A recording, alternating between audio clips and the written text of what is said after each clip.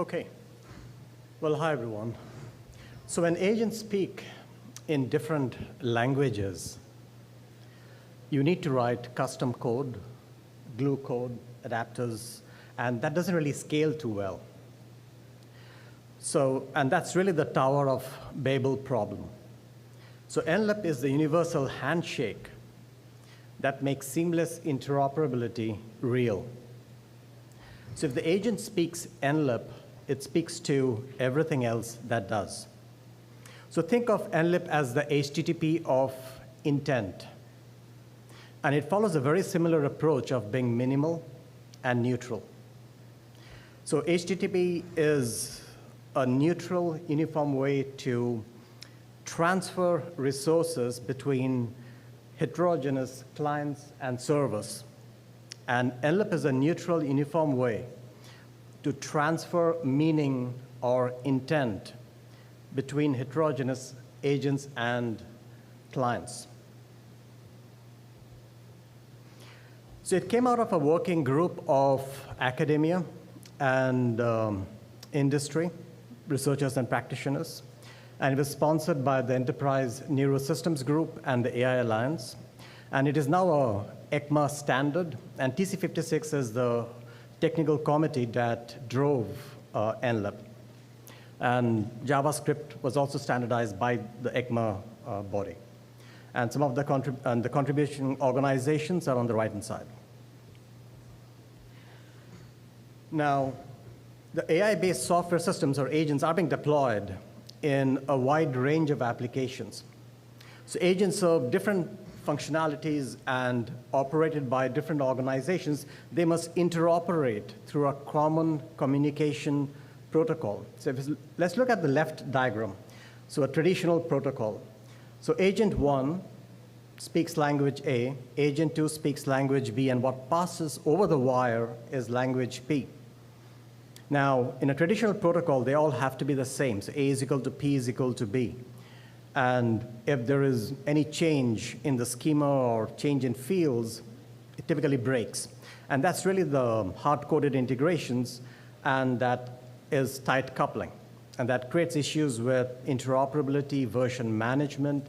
And if you look at the right-hand side, that's the domain, that's where NLIP comes into the picture, where you have agent 1 that speaks language A, agent 2 speaks language B, and what passes over the wire is P. And A doesn't have to be equal to B, doesn't have to be equal to P. So it promotes flexibility. But the condition is that there needs to be intelligence at both endpoints, so it can translate between these messages. And given the current trends, you'd expect intelligence to be available in solutions and systems, and it continually improves. So NLIP provides a very simple, open, common, standard protocol for applications, agents, and services to communicate with each other. It assumes intelligence at both endpoints to enable the semantic understanding. And it follows the request and response paradigm to ensure that the meaning or intent is refined and confirmed before the agent gets to act on it. And if a message is ambiguous, it will, the agent doesn't just fail, it will ask for clarifications. So that's really the request response paradigm. And it is built for enterprise reality. So if you deploy an enterprise or otherwise some serious application, some of the requirements for the protocol are on the right-hand side. So it needs to be secure, got to have safeguards, it's transport agnostic, and essentially it uses the existing infrastructure. It's not rebuilding the wheel. Suppose multimedia communication is sufficient. I have some charts to show that. It can be implemented in multiple languages, and it is an open standard governed by ECMA. And we've also submitted that for the ISO standardization, and so that's currently in progress.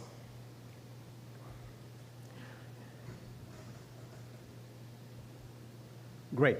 So now coming to the NLIP specifications, it is deliberately minimal. So if you see the message model, it's a lightweight JSON. It is just 5 fields. And out of these 5 fields, 3 are mandatory. So you have the content, which essentially is a lightweight JSON envelope, which contains the information that is exchanged.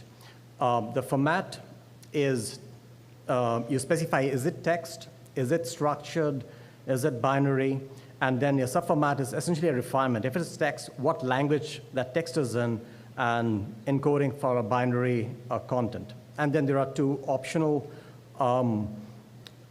fields that suggest a parsing hint, and you can have more additional content in the sub-message. But that's really it in the core and data model, these 5 fields. And if you compare with some of the more popular protocols that's used, let's say A2A or MCP, you're looking at 60 to 99 to the full data model having 166 to 480 fields. So in that sense, it's very lightweight. And in terms of, it's very simple to implement over standard transports. So you have the bindings for HTTP, for WebSocket, for AMQP, and these are specified in the ECMA specifications, and you can access that from the GitHub page. And it is secure by design, so it's mandatory. So you have 3 profiles, from basic to rigorous enterprise profiles, and addresses various AI-specific risks, besides just the transport security. Now, NLIP can interoperate with various single-vendor protocols in 2 modes. The first mode is NLIP is a northbound API, and single-vendor protocol a southbound API, and you use the translation agent LLM powered to translate between these 2. And in mode B, if it can interoperate across multiple domains, and each of these domains you can have multiple agents that speaks in their own language using different agent frameworks. But as long as they are NLIP aware, they can all communicate with each other. And so this is a very powerful feature. Now, several proof of concept applications have been developed by companies and universities and across multiple domains. So you have telecom, to shopping, to sustainability, to multimodal customer support, and so on. And a lot of these are also available on the project page. So I'll dive a bit deeper into the customer support, where in this case, a customer submits a voice request. It's a query. That is then, it's an audio. That's then converted to text using a speech-to-text model, NVIDIA ASR. That is then, we then use NLIP over HTTP and send that information to the channel recommender, which picks up the most relevant subreddit channels for that query. That's then sent using NLIP over HTTP to the search agent that picks up the most relevant topics from those channels, ranks them, and sends it back to the customer. Essentially, a customer query picks up the most relevant topics from Reddit, and the customer gets those responses. So we compare NLIP with A2A for this workflow, and we use a very similar symmetric identical timing harness for NLIP and A2A, and we use 3 variants of A2A. And we also have phase-level instrumentation, that's message creation, connection, and send to really understand where timing is going. And the total latency is really a summation of these 3 phases. We use 2 machines, 2 data sets containing several customer queries. And so the average total latency across the queries on both the phases where we use NLIP, you'll see the NLIP is in blue, and then you have variants of the A2A SDK to cache optimize A2A to a lightweight Python A2A on the right-hand side. And you'll find that it's the minimal nature of A2A is displayed here. Of course, I would say it's preliminary experiments. You can do a lot more complex workflows and experiments, and that's something that we like to do. And if you'd like to participate, that'll be terrific as well. But it gives you a sense as to it's a very lightweight message envelope. Now, for practitioners, it will boil down to when do we use these protocols. So you can choose NLIP when you're looking at, when you have a use case that is around, requires heterogeneous protocol interoperability, or semantic flexibility, or cross-protocol mediation.